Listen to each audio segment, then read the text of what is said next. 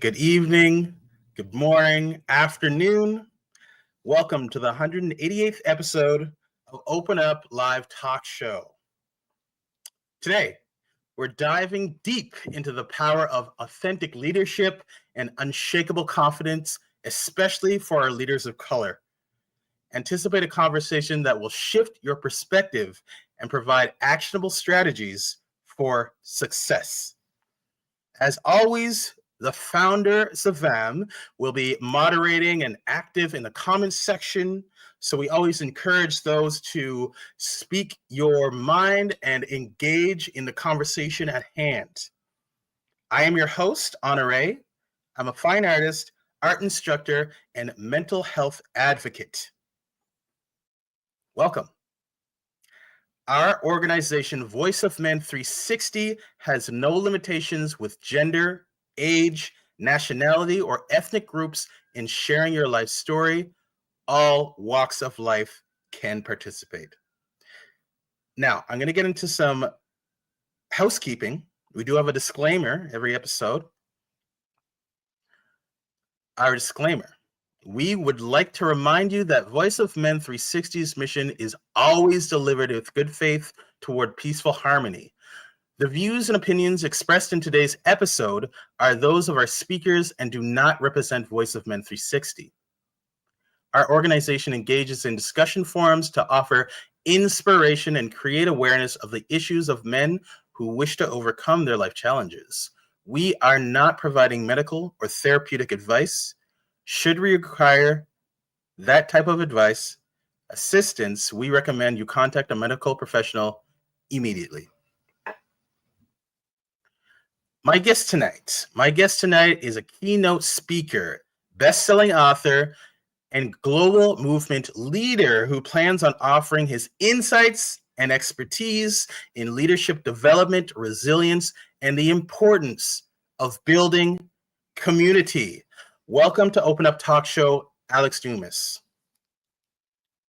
Hey, Honoré, thank you. Appreciate you. Thank you for the introduction. I might have to take you on the road with me because I love how you just set that up and welcome me. And it's really exciting to be here with this program and just share these thoughts and hopefully help some young men out there who are watching and listening and maybe makes a difference in their lives. So I'm excited for this. Hey, 100%. I'm ready to meet you where you're at, buddy. I know you are coming from North Carolina. Before we were just talking about the weather. I'm in Toronto. It's been pretty gloomy, pretty bleak all day, but I'm hoping to lift spirits with an engaging, enlightened conversation. Who better to do it than you? I'm happy you're here, man. Thank you. Yeah, who else would you call? Not the Ghostbusters. Call me. Hey, that's what's up.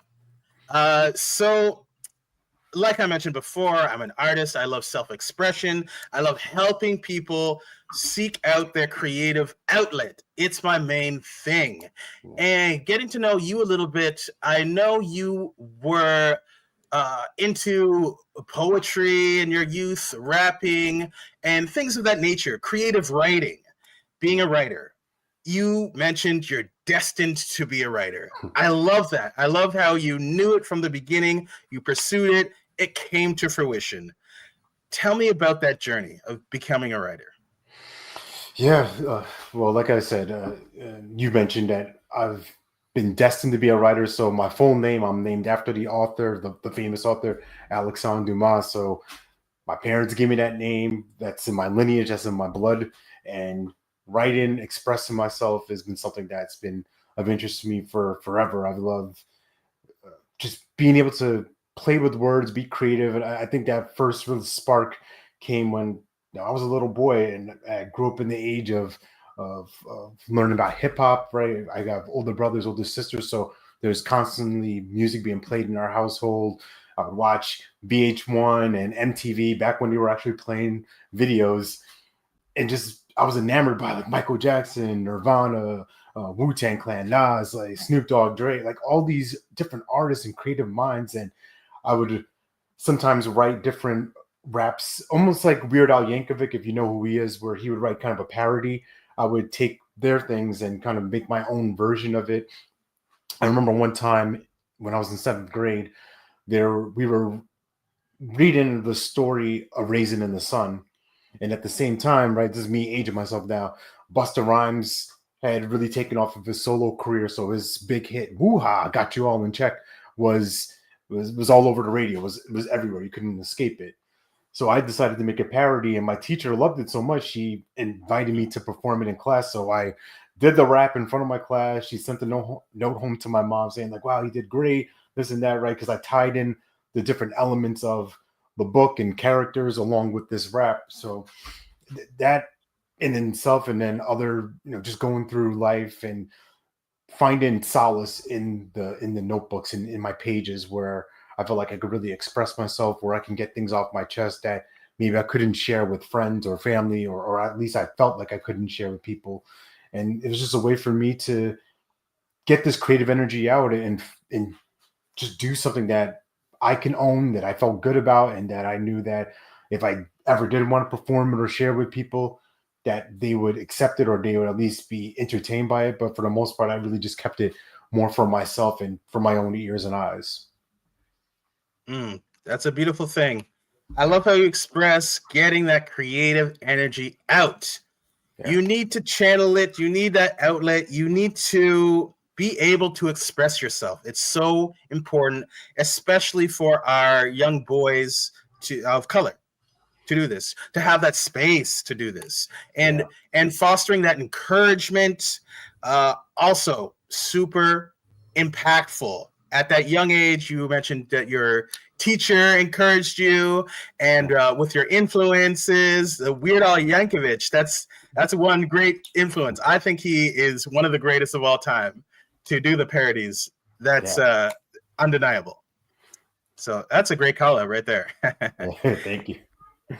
So I want to touch on the getting that creative energy out. Mm-hmm. When it comes to helping youth, men, and leaders of color find their voice, there just aren't enough spaces. That's the truth of the matter. Yeah. How do your services help individuals get the help and recognition that they deserve? Yeah, that's a great question. For the past few years, I've been working with Black executive men who are in maybe some spaces, middle management. They're looking to climb into the C-suite. Other folks who are maybe in that C-suite and they feel like that's that glass ceiling, but it can also feel like a glass cliff where there's so much pressure on them to perform and to excel, right? And maybe that's unspoken pressure, maybe that's generational, ancestral pressure, but these are the things that they're feeling, that they're experiencing. And oftentimes when I'm working with a client, the place I like to start with them is that there's nothing wrong with you, right? Because we have our own judgments of ourselves. I have my own for me, right? Whatever you have for yourself is you're carrying that like a bag of bricks. And the crux, the important foundation that we have to set is like, hey, there's nothing wrong with you. You can let these different things go. And we can start coming back, right? What I call coming back home, coming back to your true essence, your true self. And where it comes to that opportunity for expressing yourself, right? You see the book behind me in my keynote, what I call Speak Up and Stand Out. So it's really looking at a couple of different elements of what makes you you, what makes you unique. How do you stand out from the crowd, right? It's almost like brand positioning to a degree, but it's really your own stance, your own declaration of yourself. Because for me, from my own personal experience, when growing up and just trying to find my way through the world, I felt alone. I felt like I didn't exist. I felt like I was invisible. I felt like my voice didn't matter. So I would stifle these things, even though I had these instances where, like I told you, I would rap in class, or I would write raps for my friends or poems and things like that. But I really kept that creative side of myself stifled and muzzled because I didn't know if people could understand it or would feel like that. And when I work with other leaders, other people of color, they get a chance to just take a breath, to just relax and have somebody in their corner know that, hey, I understand. I have an idea of what you're going through. I don't know exactly, but this is a safe space, right? And I think that's one of the most important things that we as Black men haven't had the luxury of at least historically, right? We're getting to that point, but there's still a lot more work to do. But as far as just feeling safe to be brilliant, feeling safe to be seen, to be vulnerable, to be just yourself, right? And I think that takes practice. That's a conscious decision and creation, but it's something I love to work with my clients on. And once we really move through that process, they're like, oh my goodness, wow, I can like stand tall now. I can like really show up in this boardroom or this meeting, show up on the Zoom call and know what I'm talking about. Know that what I have to share is valuable and that this is actually going to move the needle, whatever it looks like with business objectives and KPIs and all that kind of stuff. That's the fancy talk. But the main thing is like, are you saying what you need to, what you want to say? And are the people who you're saying it to listening and are they acting on it? And I think that's the most important thing for a leader to continue to stress within themselves. That's how we impact people. That's how we influence people. Some powerful themes here. We're talking about moving the needle and fostering at a young age that there is nothing wrong with you. Finding that safe space, providing that safe space. And your journey is one I like to think of overcoming an underdog story. Everybody loves a good underdog story. I want to take a moment for you to just touch on your upbringing, growing up as a child, the way you have, finding your own voice, creating that 180 in your life where you're helping people transform their lives just as you have. Speak on that. Yeah, for sure. Thank you for the invitation. So the way you introduced me before, right? Best-selling author, leadership expert, global movement leader, keynote speaker, all these different things, they're all true. And I also want to let anyone watching it didn't start off like that. But going into my background, I grew up in New York, Long Island to be specific. So shout out to my hometown of Brentwood. And I grew up as the youngest of four. My parents immigrated to the United States from Haiti. So they carried with them some different, let's say, old school ways of thinking, old ways of being, right? Of you might be familiar with this, like children are meant to be seen and not to be heard, right? These are the things that maybe weren't explicitly said, but this is kind of how it was. Like their word was law, and they were loving people. I had the best parents in the world, older sister, older brothers. Like I was nurtured, I was loved, I was cared for, but what created me was this one particular incident. I was around 6 years old, going through my house, just doing what 6-year-old kids do, right? We're just exploring, we're playing, we're doing whatever we want to do. And I come across this family portrait in a particular room. And for whatever reason, it just caught my eye. Right. I probably passed by it hundreds of times, never gave it a second thought, but for whatever reason, right, God said, hey, look at this thing. So I see my father, I see my mother, rest her soul, my older sister, my older brothers. And I mentioned to you that I'm the youngest of four. So I see three children. And I'm like, this is confusing. I'm like trying to figure out, am I behind the photo? Am I in the frame? Did I fall out somewhere? I'm trying to look around my brother's big head. Like maybe I'm in my mom's belly. I'm nowhere to be found. And that doesn't sound traumatic, doesn't sound crazy, but I make up a story right then and there on the spot. I make up a story that I'm not here, literally not in the picture, and then transferring that to all these different relationships and conversations and the way I interact with people in my life. Like I'm not here. I'm invisible. I don't exist. Now you might be thinking, Alex, wouldn't it just been simple to ask your parents, hey, can we just take an updated photo? Right? Because the fact of the matter is I just wasn't born yet. It wasn't like family gather around, let's take the picture and put Alex in the baby carriage. Like, wait, we don't want him included. I just wasn't born yet. But that moment brought up a resentment in me, like a real separation and disconnection from the people in my life. And I started to do this thing called collecting evidence. I would collect evidence everywhere I went that I don't belong to support this thesis, this premise in my life. And I found it, right? Whatever you're looking for, you're going to find. So I'm looking for ways to show that I'm invisible, that I'm not here, that I don't exist, I don't belong anywhere. I would find that in the home. I would find that with my friends and classmates. I would find that in my neighborhood buddies. I would find it with my teammates. Everywhere I went, it was just Alex kind of being on the inside, but on the outside. And going back to what we were talking about with writing was my way to just get those thoughts and feelings out on paper because I never brought it up with anybody. I didn't talk to anybody about this because I thought to myself, well, what's the point? I'm not even in this picture. I don't exist. Who's going to listen to me anyway? My voice doesn't really matter. My story doesn't matter. And that's at a young age. That's little 6-year-old Alex condemning himself. And I go through life from operating from this place, right? Not trying to get somewhere, but coming from a place of feeling inadequate, feeling invisible, feeling like he's inept, right? I had academic struggles. I found my way into substance use. I found my way into different addictions and in a path of self-destruction. So standing here before you on this microphone and this camera, for me, it's a miracle because so much had to happen in order for me to turn my life around, because I was headed for a path of potentially killing myself and harming other people, right? Of throwing my whole life away. Today I stand before you as a father of two, a husband to a beautiful woman for the past 15 years, someone who's been able to help shape the lives of young men at my church as a student leader, being able to help people as an author and podcaster and all these different things. But I share all that because it didn't start out that way. And for anyone who's watching this, who's listening, your past doesn't really define you. It shapes you to a degree, but now you get to ask yourself the question, what do I want to create from this?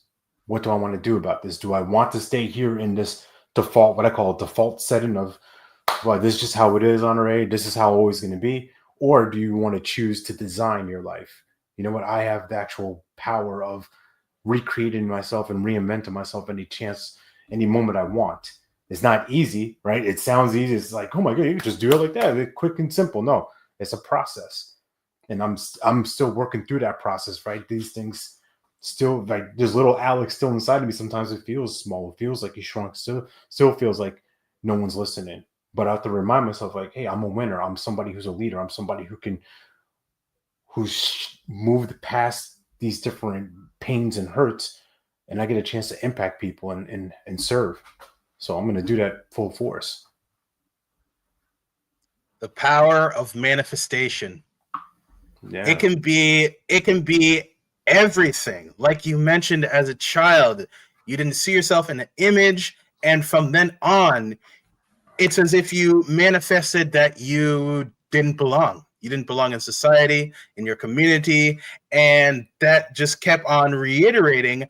And now, since you have gone through these trials and tribulations, it's a process. Your manifestation has flipped, essentially. Just like you're saying, you remind yourself you are the winner. You are number one. You have a loving family. You continue to succeed, and that is your reality. Yeah. And there's, in the good book, right, they say power and death is in the tongue holds the power of life and death, right? So I'm passionate about this because for decades, I spoke death into myself. I spoke weakness. I spoke resentment. I spoke depression into my life. I spoke inadequate relationships and failing partnerships and all these different things. And now, what I want to speak? Well, I want to speak creativity. I want to speak collaboration. I want to speak peace. I want to speak life into people, and vice versa. That gets spoken into me, right? And then that kind of ties into what I look at as far as how to win, and we'll probably dive into that a little bit. But as far as the people around you, the people that you're surrounding yourself with, right? The birds of a feather flocking together. Well, I want to fly with eagles. I don't want to be in duck. I don't want to be a chicken. I'm like squawking around. No, I want to soar and have dominion over wherever I am, and be able to help others do that too. 100%. And just finding out now that you're Haitian, I'm also of Haitian descent. All right. Sac passe. Yeah. All right. I like you even more. This is great. And you also mentioned your podcast. Tell us more about the podcast you host.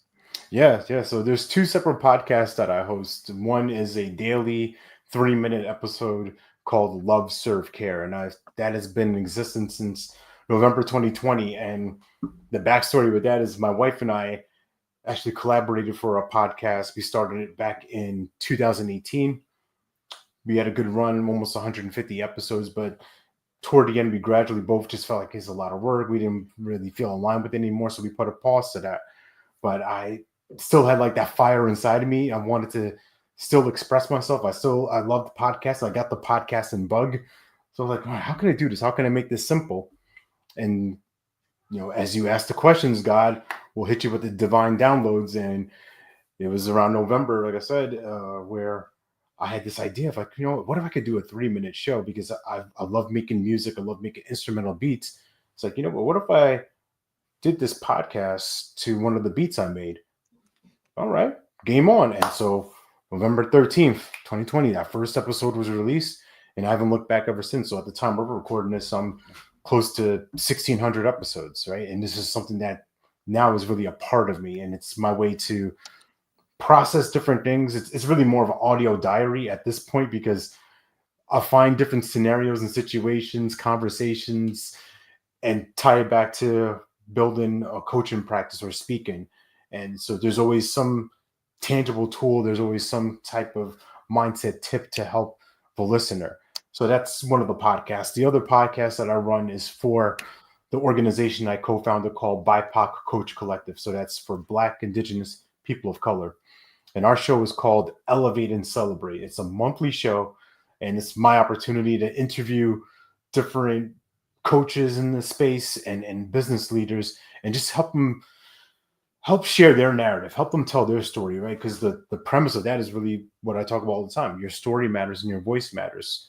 So it's a way for me to interview these amazing coaches of color, these entrepreneurs, and highlight them and showcase them. And it's something that is a natural thing for me to do, coming from a place of someone who didn't feel like anybody could see me. So maybe that seed of being a kid, not being seen in the picture, was one of the best things for me, because it prompts me to make sure that I'm recognizing people, I'm acknowledging people, that I'm not going above and beyond, right? Not because I have to, but because I want to. My lens on life is looking for the gold in people, looking for the treasure. And Elevate and Celebrate gives me that opportunity to do that every month and promote it and just share, so that they can grow their businesses, so that they can expand their voices and elevate themselves. And I love these podcasts. These are my babies, so to speak.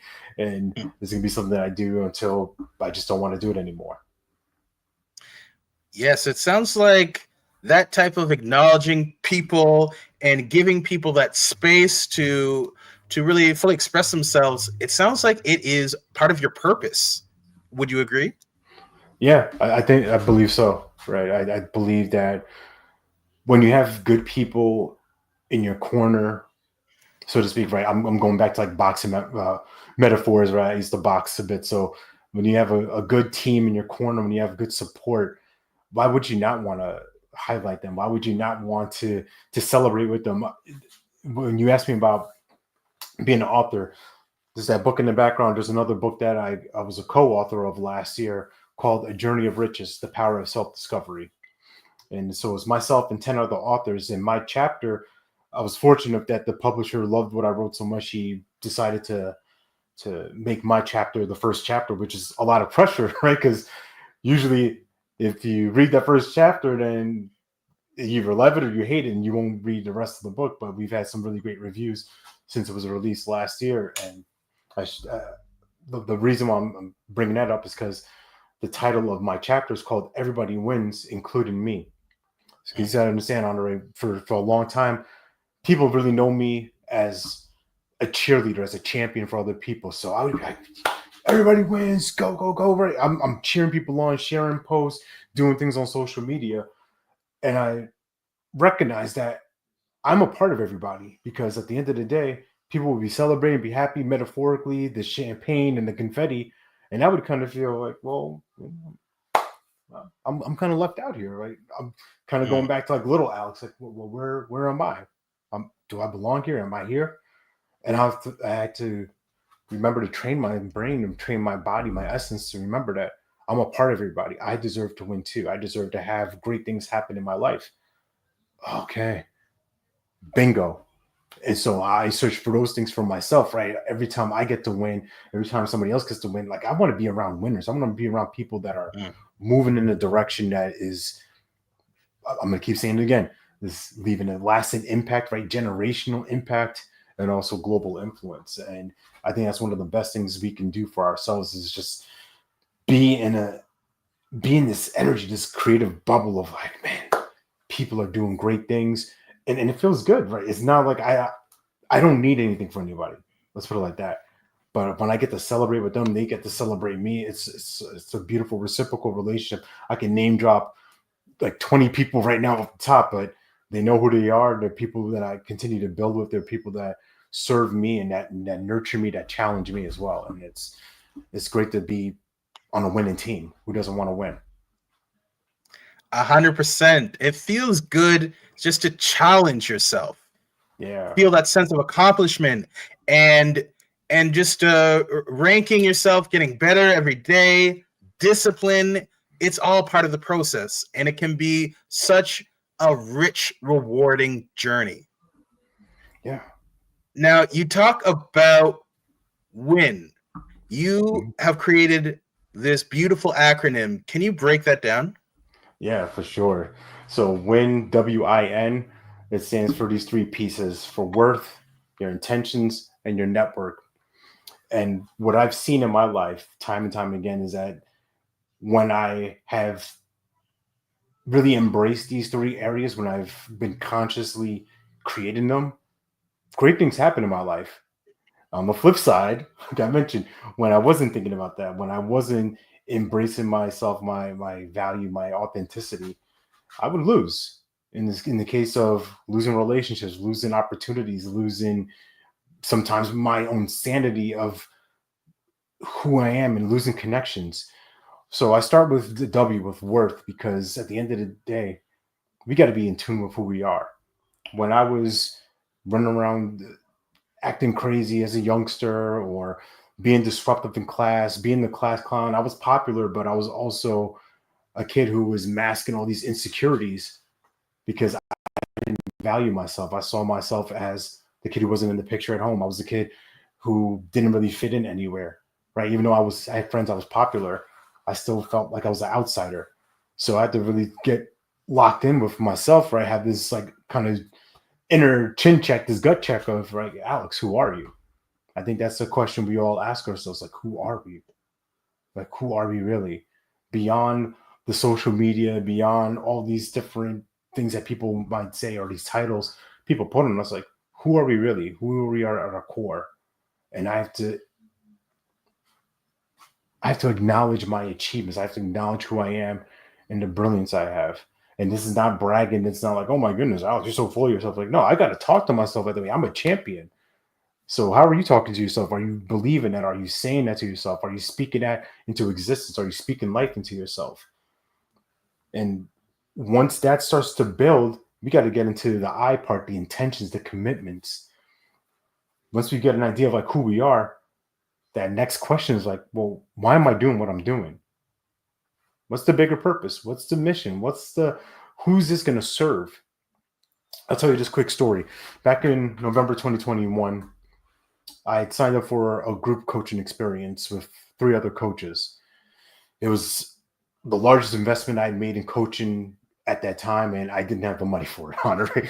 So I'm panicking a little bit. I'm freaking out because we're set to begin this coaching experience, this coaching cohort in January 2022. Is going to last for 6 months, and this coach wants to be paid upfront and in full.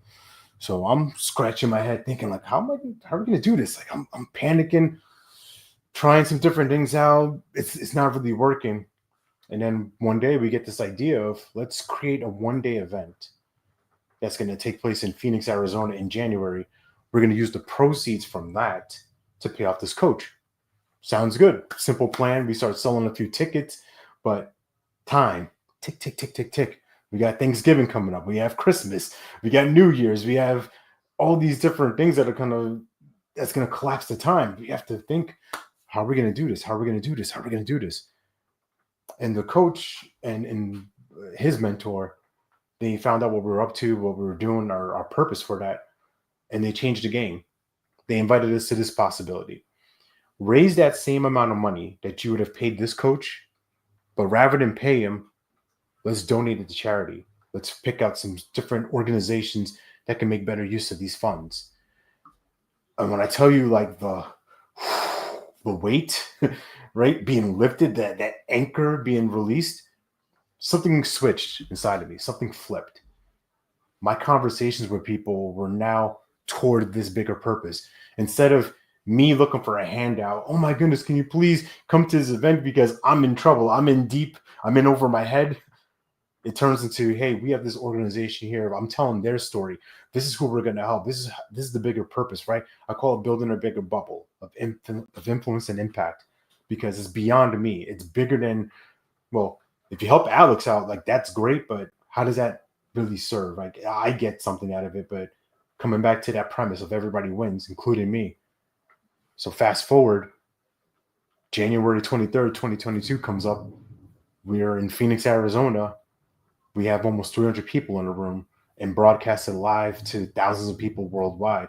And that one event has been now replicated and sparked, inspiring other entrepreneurs to put on their own events in the same brand. And it's gone to the UK twice. It's been in India. It's been in Arizona a couple times, right? And hundreds of thousands have been raised for different organizations. Just in January 2024 alone, we raised over $100,000 for Operation Underground Railroad. If you don't know about that, watch the movie Sound of Freedom, where their mission is to combat sexual slavery and human trafficking. All this coming from just a decision to not pay this coach who's got a family, he's got kids, right? It's not like, we're not talking about pennies, right? Just a couple buckets of money, and we decide to shift. So I ask you, what's your intention? What are you doing? What you're doing is what you're doing. How's it going to serve and how's it going to help people that you don't even know and who will be inspired by it? That's the power of intention and commitment. And the last but not least is the network.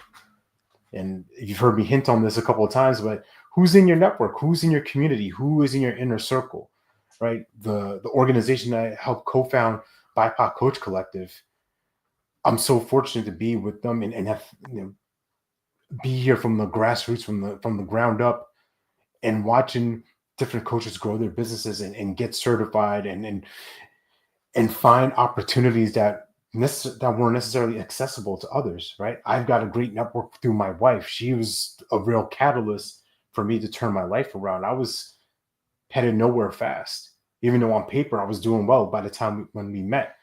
December 2005, I'm a senior in college. I got a car, I got a job, I got a little money in my pocket. I'm on track to graduate in spring, but I'm also still addicted to drugs. I'm addicted to porn. I'm having these suicidal thoughts. I'm drifting. I'm going nowhere. And I share all that because one person, right? One conversation, one relationship can change everything. So I encourage you watching, who's in your network? Who are the birds you're with? Who are the eagles you're soaring with? Are you soaring, or are you on the ground like quacking like a duck and ducking responsibility, ducking opportunity, ducking your own authenticity? Who are you winning with? Wow. What really, this WIN acronym resonates with me so much, especially that story you told. Intention, everything about intention. Who are you? What's your intention, right? In the city of Toronto, where I'm from, we have a saying, know yourself. And it's very affirming for you to step into your purpose, and the city just comes alive in community and camaraderie. It's a beautiful thing here that we got going on in Toronto, and it resonates with me so much. The intention and the story of that snowball effect, right? The snowball effect of helping others, doing good by others, and doing the right thing ultimately. Yeah. When you do the right thing, like, service never goes out of style, right? you continue to help, you continue to build people and continue to contribute. I don't do it because, like, oh my goodness, I can't wait to receive. I can't wait to get all these things, but I know it's coming. I don't care where it's coming from. I don't care if it's through a conversation or whatever, or a gift, it doesn't matter to me. I know that setting my intention to be consciously creative with people, to be really aligned with who I am, and know that, wow, I have value to add. I have so much, so many gems to deliver to people, and just share. I'll never be able to do this all in my lifetime, but also knowing that, wow, if I'm with the right people, I can actually do a lot more, a lot faster, because I don't have to do everything. I can do anything, Honoré, but I don't have to do everything. And that's the beauty of having a team, of having people with you, that when your intention, your purpose is big enough, you get to enroll people into that. They get to see themselves inside of that. That's, in my opinion, what makes a great leader. Because let's think about it like this: Martin Luther King Jr., right? The great Reverend Doctor. He didn't have a plan, he had a dream. That's all he needed. It's like, I have a dream, and people saw that. They saw that possibility, and like, I believe in that dream too. What do we do next? Right? The plan will come after. But what's the dream? What's the vision? What's the thing that people can anchor to and then help propel further? Yeah, it's the work ethic that you just exude. It's almost infectious. I love how you're talking about uh, being around winners, surrounding yourself with people who are going to lift you up, celebrate you, affirm you. Ultimately, that's who we need in our lives. They're there for the long haul. Yeah. And my final question, one of my final questions, what does open up mean to you when it comes to men's issues, and what value do you provide your community through keynote speaking? Yeah, open up.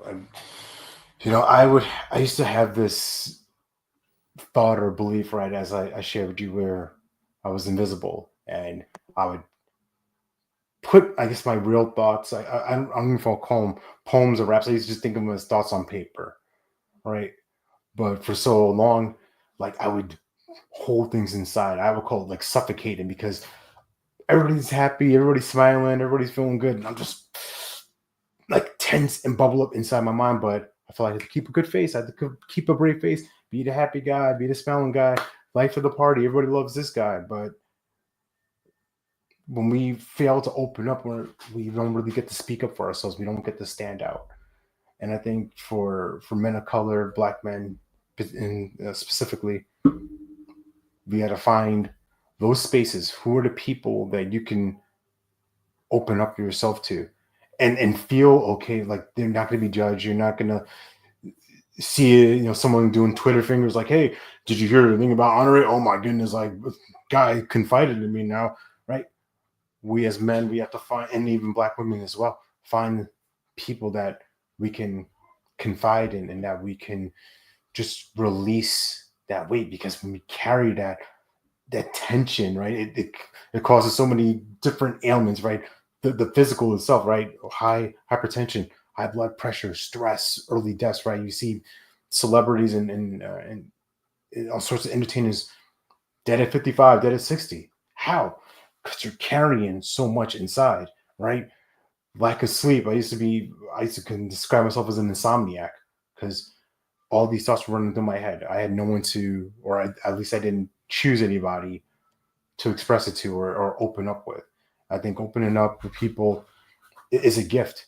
And when we can do that, when we can support each other, it's like, wow, I can see the value in you. I can see the gold in you, and someone can see that in me. And I think at the end of the day, that's what we are all seeking. It's like someone just to see us, to be heard, to be valued. I can see the gold in you. Yeah. Powerful words. Yeah. Powerful stuff. I'm gonna let the people know where we can find us, and guests as well. We accept all guests and organizations that help us directly or indirectly. You can reach out to us. We'd love to work with individuals, professionals, experts, community organizers, corporations, government officials, you name it. Our phone number is 226-289-8784. Email address info@voiceofmen.org. Website voiceofmen.org. You can find us on all social platforms, which is Voice of Men 360. Our Facebook group, you can join our Facebook group. We're always doing fun activities there, and as well as interacting through our private engagement, which is everybody is allowed to participate in those. If you're a parent, we ask that if you want to participate, you can do so with our community. It's very accepting. My final question to you, where can we contact you, Alex? How can we get a hold of you? What do we have to look forward to? Yeah, for sure. So behind my whatever left shoulder is a QR code, so you can scan that. That goes to my link tree. That'll give you access to everything, including a free audio chapter of the book, of the chapter that I wrote called "Everybody Wins, Including Me." Most likely, you can find me on my website, speakeralexdumas.com, or on LinkedIn, just whatever the LinkedIn / is, and Alex Dumas. I'm a real person, so pay attention to the voice, see the face. I will likely leave you a voice note or a video message, and it's not a bot, right? It's not like AI, like it's really me. So I'd love to connect with you, love to hear how has this episode impacted you, and what are you going to do with what you've heard here today, right? That's really the biggest thank you to me. Outside of, hey, people, thank you for the time. No, don't thank me for time. Thank me for what you're going to do after this. And if I can help, if I could be a supportive factor in that, whether it's through coaching or speaking to your organization or being a guest on a podcast or whatever it looks like, I'm happy to serve. I always appreciate the authenticity, my brother. Thank you for your time. Thank you for coming out. Thank you for helping us navigate life's challenges, one conversation at a time. No, appreciate it. Received, and thank you for hosting, and thank you for the thoughtful questions and the preparation. I appreciate you. My pleasure, my brother. Until next time, take care, everyone. Be safe. All right, y'all. Stay blessed.